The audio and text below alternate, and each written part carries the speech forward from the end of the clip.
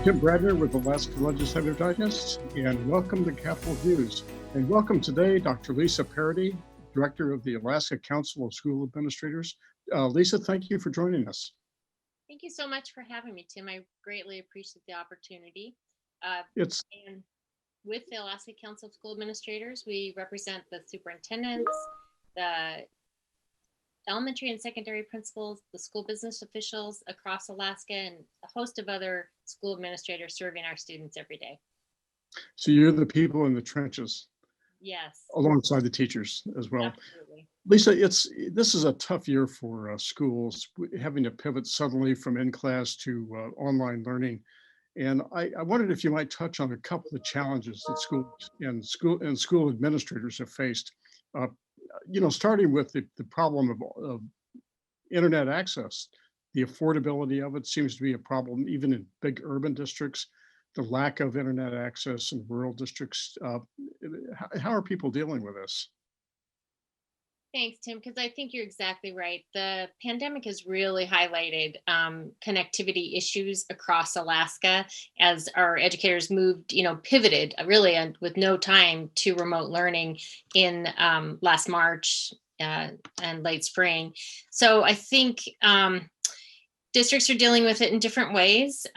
Like rural Alaska and isolated rural Alaska, where they have no connectivity, have been serving our students through really innovative, creative means by using paper and paper packets delivered in any way they can get them to students and families. I've heard of math being taught by VHS. Just very creative ways to make sure that every day students are still receiving instruction. I know one of our largest districts, LKSD, set up an intranet and then supported each student to have devices and opportunities to work with their instructional materials and the teachers. So each district has really had to consider the needs of their students, their connectivity capacity, and try to create ways in which they can continue to stay focused on student achievement. And I think they've done it really well, given the hurdles that they've had to crawl over. Interestingly, in urban Alaska, as you said, even where we have connectivity, the costs of it are so high that many of our families don't have internet. So our large school districts in some cases have found ways to provide that to students in their home.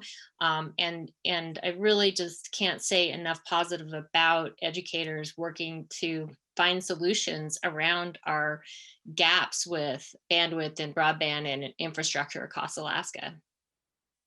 Well, Lisa, I know that no matter what happens, it seems like we're facing a gap in the education for a lot of children. And how can we, you hear about it in terms of a lost year, for example, but how can you make up for that? How can we allow kids to catch up? It's a really important question that educators across Alaska are considering, have been considering the whole time, are considering now, are doing planning for. There are, I think, a lot of extended learning opportunities being put in place and that are anticipated over the summer and into the fall.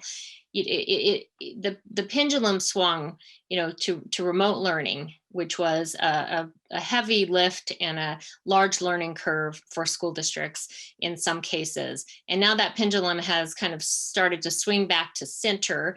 And for us, in terms of our student population, it's a moving target because we don't exactly know where our students are going to end up. So we're preparing for every scenario to assess where those students are individually and how we can then best serve their needs instructionally in a social emotional way, because let's for sure recognize that the pandemic has had a toll on our students' mental health in some cases and socially emotionally. So we're looking at wrapping our full arms around each student to lift them from where they are to where we need them to be. And that's going to look different depending on which school district. But we have a lot of plans in place right now for summer school, a lot of different kinds of camps, and then intensive need support, and into the fall, like how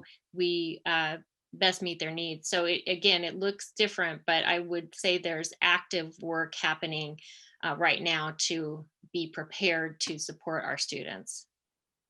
A lot of summer schools. That's probably going to be a lot of the solution.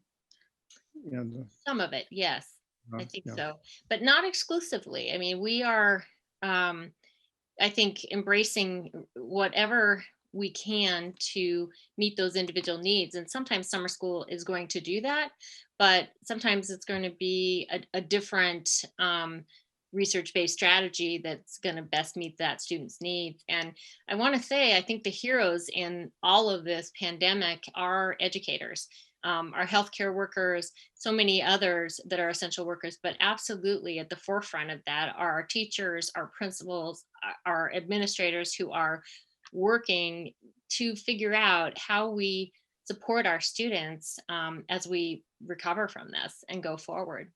Yeah. Yeah. In the meantime, I know that the legislators this session will be discussing pre-K along. The governor's very interested in early learning programs. So I think that'll, if nothing else happens much in education this year, probably there's going to be attention paid to the problem. And I know there's a couple of bills that are out there in the legislature that are being paid attention to. We're definitely watching SB 8, which is a bill that our members fully support. We know from the 2019 developmental profile in Alaska that about 70% of our Alaska students enter kindergarten lacking foundational preparation for learning. And so our members support universal, voluntary, high quality pre-K. For reading proficiency at 3rd grade, which we know is really key, but also in general for future academic success. And we also support the Department of Education because they need to play a key role in supporting a statewide reading program. And all of those elements are wrapped into SB 8. There's another bill that I think we'll end up looking at as a committee bill, but having for funding in the formula for pre-K is long overdue. We do know that the long-term investment in our pre-K children, the early childhood development stage, is so key to their long-term success, and in the end saves us a lot of money. Well, thank you, Lisa. This is, I'm sure we're going to look forward to more conversations on these topics. Dr. Lisa Parady, thank you for joining us today. Thank you so much for the opportunity. Be well.